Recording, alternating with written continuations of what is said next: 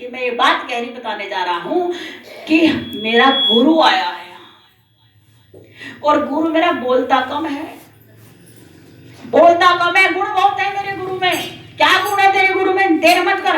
अरे भविष्य बताने, भविष्य तेरे लाल का भविष्य बता देंगे, तेरा बाप का, तेरी माँ का, तेरा पूरे खानदान का भविष्य बता देंगे। है ऐसा तेरा गुरु। बस जब इसको पता लगे ऐसा जोच जोच के पीछे सारी दुनिया पागल है। अब वो भूल गए महल में क्या काम करना था। दशरथ कौशल्या के महल में मुझे क्या काम दिया गया था। कह रहे चल अपने गुरु के पास ले चल। और भगवान शंकर ने उसका पूरे खानदान का गिरवा दे दिया, उसका उसकी माँ का, उसके पिहर का, सबको दे दिया। कहने जोची तो काम। वो महल में गई, उसने दास को, अरे तुझे तेरे कैसी होगी? कौशल्या डांटेगी, अरे क्या बताऊं, अरे बड़ी गजब की बात है। क्या गजब की बात हो गई?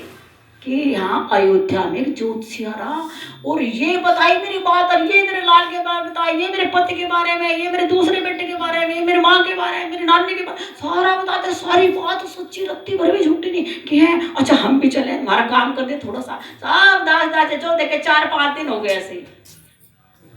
कौशल्या कहने की बड़ा गड़बड़ काम रहा, रसोई में, बाथरूम में, आंगन में, सफाई दफाई का में। अरे क्या हो गया तुमको? अब उस दिन से डांटते तो है नहीं, लल्ला के प्यार में डूबे थे, मन इतना पवित्र था, क्रोध कुछ आता नहीं था। कहने एक बात बताओ, कभी 2 गाया, कभी 4 गाया, 50 दासियां थी।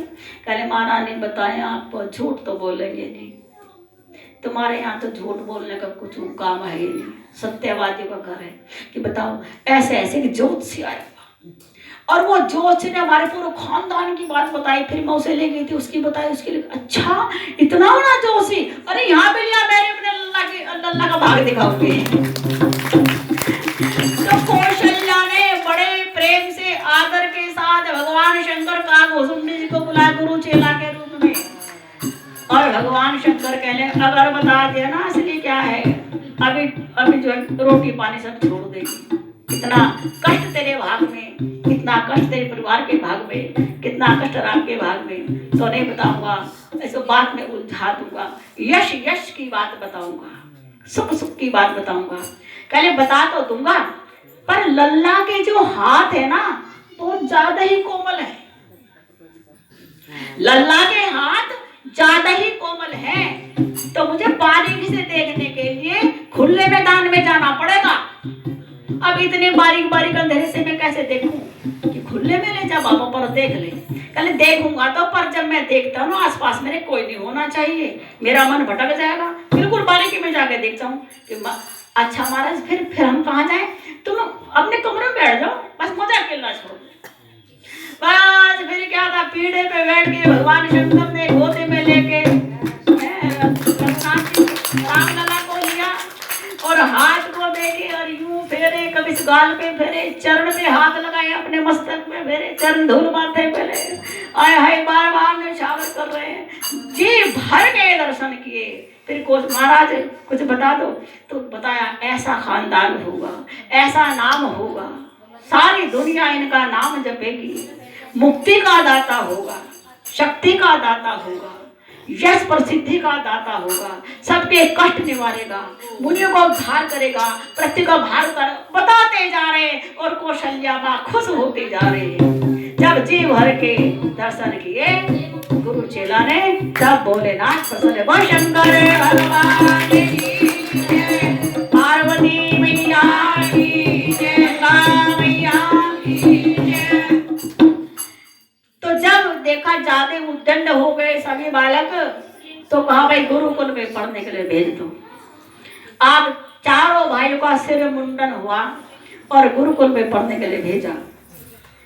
गोसाई बाबा लिखते हैं कि जाके सहज श्वास श्रुति चारी, अर्थात जिनकी श्वास से 4 श्रुतियां 4 वेद प्रकट होते हैं, और सो हरि पढ़े कौतुक भारी, राम सिया राम सिया राम जय जय राम, राम सिया राम सिया राम जय जय राम। गुरुकुल में पढ़ने के लिए चले गए और नियम क्या था कि प्रातः काले उठ के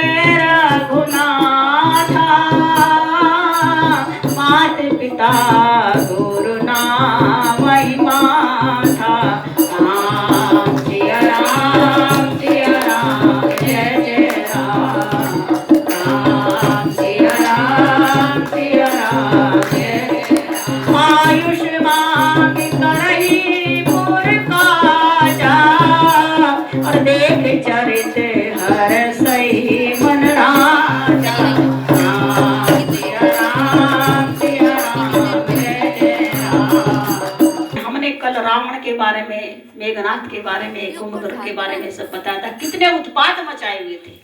और धरती गैया बनकर ब्रह्मलोक में गई थी और सब ने स्तुति की थी। तब भगवान ने कहा था अच्छा मैं धरती का भार उतार ले आऊंगा। तो उनका अत्याचार तो बढ़ता ही जा रहा था। तो विश्वामित्र जो भी यज्ञ रचते उसमें असुर लोग हड्डियां, मांस, रुधिर ये डाल देते। बड़े परेशान हो गए। एक यज्ञ 1 वर्ष का चलना था, 12-13 वर्ष हो गए, यज्ञ खत्म ना हो। क्योंकि जब यज्ञ को वो खराब करें, यज्ञ विध्वंस हो जाए, दोबारा से फिर यज्ञ वेदी बनाए, गंगा जल डाले, ठीक करें, दोबारा से यज्ञ करें, फिर उसमें मलमूत्र डाल दे, हड्डियां डाल दे, राख डाल दे, पीप डाल दे, रुधिर डाल दे। बार बार यज्ञ रचते हैं, बार बार असुर लोग, राक्षस लोग यज्ञ को खराब करते हैं। परेशान हो गए। वैसे मार सकते थे विश्वामित्र, परंतु उन्होंने अहिंसा रूपी व्रत लिया हुआ था, जब तक मेरा यज्ञ पूर्ण नहीं होगा मैं किसी को मारूंगा नहीं। अब सोचा यज्ञ तो 100 साल भी चलता रहेगा तब भी पूरा ना होने देंगे, हर बार मैं शुरू करूंगा और हर बार ये इस तरह से मुझे परेशान करते रहेंगे। क्या करना चाहिए? ध्यान मग्न हो गए। ध्यान में देखा ओ हो इसका तो बड़ा सुंदर उपाय है। सारे चेले कह लगे महाराज बड़े दुखी रहते थे 10-12 साल से, आज बड़े प्रसन्न हैं कि प्रसन्न इसलिए हो रहा हूँ कि मेरा यज्ञ पूर्ण हो जाएगा। मुझे इसकी युक्ति मिल गई। महाराज क्या युक्ति मिल गई? कि युक्ति ये मिल गई, खुद भगवान आएंगे धरती पर। यदि मैं भगवान को, भगवान के भाई को मांग के लिए आऊं, बस फिर क्या था, यज्ञ पूरा हो जाएगा, इन राक्षसों का नाश भी हो जाएगा। महाराज फिर ठीक है, जाओ। कब जाओगे? कि बस उन्हें मांगने के लिए जाता हूं। अब विश्वामित्र जी आ जाते हैं राज दरबार में कि असुर समूह राज दरबार में जब आए तो उनका स्वागत सत्कार किया। अब दशरथ जी बेचैन हो गए कि चेहरा कुछ उदास उदास, प्रसन्नता नहीं है, चेहरे पर उदास उदास है। महाराज क्या बात है, आइए। पहले बुलाया, पद प्रक्षालन किया, उनका चरणों तक घर में झड़कवाया, रानियों आदि से नमस्कार कराया। सब दास दासियों ने, मंत्री आदि ने सबने नमस्कार किया। गुरु वशिष्ठ जी बाहें खोल के मिले, अपने बराबर सिंहासन पर बिठाया। महाराज ने कहा, दशरथ ने, महाराज क्या बात है, क्यों उदास से लग रहे हो? तो कहते हैं असुर समूह सतावई मोही और मैं जाचन आयहूं नृपतोहि। असुर के समूह मुझे सताते हैं, एक असुर नहीं, 2 नहीं, 100 नहीं, न जाने कितने हजारों असुर हैं, राक्षस हैं। मैं तो आपको जाचन आया हूं, आपसे कुछ मांगने भी आया हूं और आपकी परीक्षा भी हो जाएगी, आप कितने दानी हो। कहले मतलब मैं कुछ चाहता हूं, याचक बन के आए और जाचक भी बन के आया हूं, लेने भी आया हूं और परीक्षा भी हो जाएगी, आपके दरवाजे से कोई खाली नहीं जाता। कर मांगो, क्या मांगते हो? सोच लो महाराज।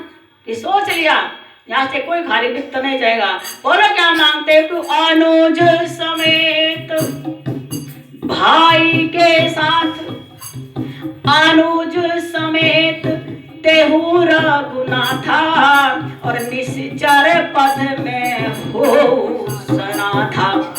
भाई के साथ, छोटे भाई के साथ रघुनाथ को दे दो, राघव को दे दो, रघुवेंद्र के दे दो। वे मेरे साथ जाएंगे, निशाचरों का वध कर देंगे, मैं सनात हो जाऊंगा, मेरा यज्ञ पूर्ण हो जाएगा। तो राजा कांप गए कि चौथे पन पायो सुत चारी रे।